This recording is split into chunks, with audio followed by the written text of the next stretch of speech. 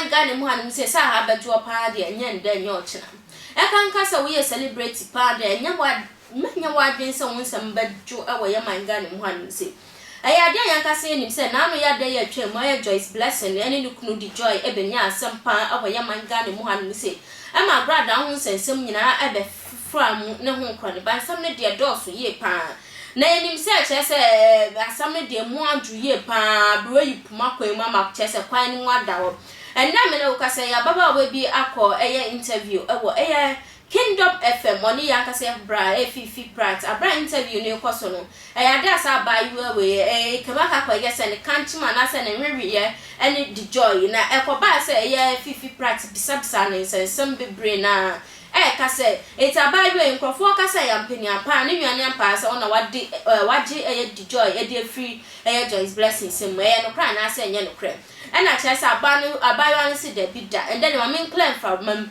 na me magana fo nyina asonte se nsam yi seimbo enetie minim di joy crampo ansana Joyce Blessing crampo e ba be ye we na bra me ye ho hia be de mo kwa kwhye di joy san maka se o manage me no ho nkro ne ba no o ka che se da bida obi wo ho no nti we fi me nti sei ena asem no mu entwere mu etie wo ye den no share Dave minim no da way back 2009 yeah no nim so wo ye den na minim say o ye music producer okay yeah na e ba ne say all of a sudden this time around do ho akobo no Uncle Dave you'll be a mad man from afar yeah adma yeah na juma ayem fe the way oye juma he's very serious and I mean me pa bo no se menya obi sa so hu enti da bia makone nchen da se omwa me but that time no na o say menya abotre because na enyem na he was not alone edenti na no sinya abotre say na our artist eye hwan na our artist okay enti no on a vision enti me to me fa me pressure me ede ana me hu say nyakopom mre so hu enti nyame mre no so ye no ana mpa me koye no ekwan no mu ede ebia na ye adwuma no ka say twen no one artist no ye na wo hwa one ne artist ni omundwuma na te say oh na ye it obeji atu say ne artist no say Ghana for keke artist kro na wo kana asem na obeye star oh definitely ade bia ni wa my boss didn't sabe kan yi enti utu usi ni pise Dave Joy na mass artist no eye superstar wokroma artist bi ebe Dave Joy in champion flopida omunyina ye stars because me call closer to Dave Joy na me who how what because me first na me ye meduma no ye me bi hu na me nim pacho de me twa tia se me ye no me sori na me ye se ye na me bet ukọ Dave Joy in China book da ho bibia we very well calculated everything be ye bia o ye bi onim ni o ye okay onye ne oyo bi a onye ade enchia obe make sure say ade wo ye no nim ni o ye ampa oni be ba ho so no de o ka kire so person o ye no result no oni be ba ho so na ampa sa result pepe na ide yes o ye serious with what he does yeah. It's no kuta how many artists those days no na wonim minim na enye mienu na ehwa amoa I think Gianna okay yeah okay and why and yeah Joyce and Joyce why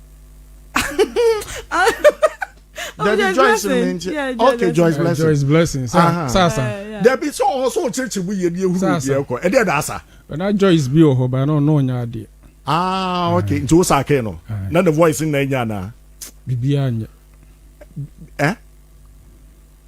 Dave what's it na bibia anya okay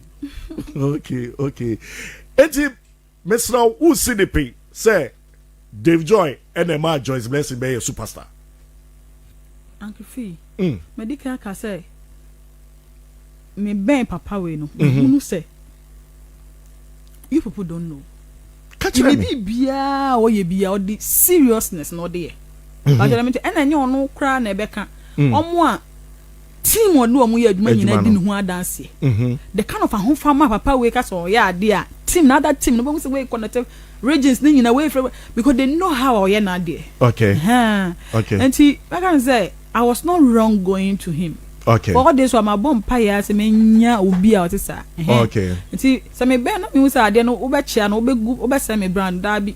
And I don't give up easily. Okay. I am music itself. Okay. I know what is in me. Okay. Me sure me akwala na me nim se me metonwum. Okay. Nti me fast medjuma serious. Nti say me ben obi na say nipa no onye ya no. Okay. Okay. Nice one. But ono no do I be pay me nim ne otumi. Nice one.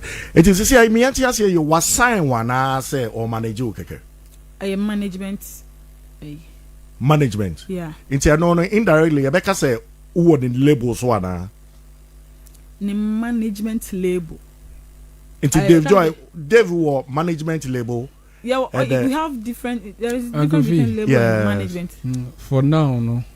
Or you're under the management. Yeah. Under them, what sign and what sign? Oh, okay. The Lord don't call up. Yeah. Come up. Yeah. Yamaoka. Agree. The ever say Ghana for who no. Because I never who knew DVB. Many ajepa. Because sanctuary for Bemao Yikaba and no crowd. Any other record label Japadi Bia or Minche. Would it be Akoba? Yeah, I don't have anything that belongs to any record label. And then what's Omo Fancho? Uncle Fee. Question no answer no. I don't have any record label Bia Tremubia. Mena yajuma bibi or Minche. Say a cow, say if you say scout, nothing, zero. But and the major said, then you would do so. Sign a yana know you because before I will say a ditch one. But my name is boss and I'm men, menam from and I have a good place. Would do it too. Yes, it's a Dave Joy. Yeah. It's why Wama dying. I'm our car. I have a good place. Would do it too. And also menam from. Oh, okay. But we say nka umame more advice na nka wo mane mfa bibia ma wodin mu. Ana Uncle Fee. Me say I don't have any issue with him about that side. So bia baby amede meti beto and I shan metinam ni ade no. Yes, okay. Since you bet to be my promise say Dave Joy e peja one na wo say musician bia be fan nsem bia no. Ehete. Dave Joy Edina kuma nyina ta wachi whatever na say ube blues is yana and then now ube to me di esi wa ma Dave Joy say won free na chida adese o se men ebusia for ka say social media handles nya no attention TV to baba wo mada so be like wa share wa comment na we di channel no ho adanse e de actual for we yasa so na erade e hwira aya de ahia ma bonta bom samra na fam ohema echa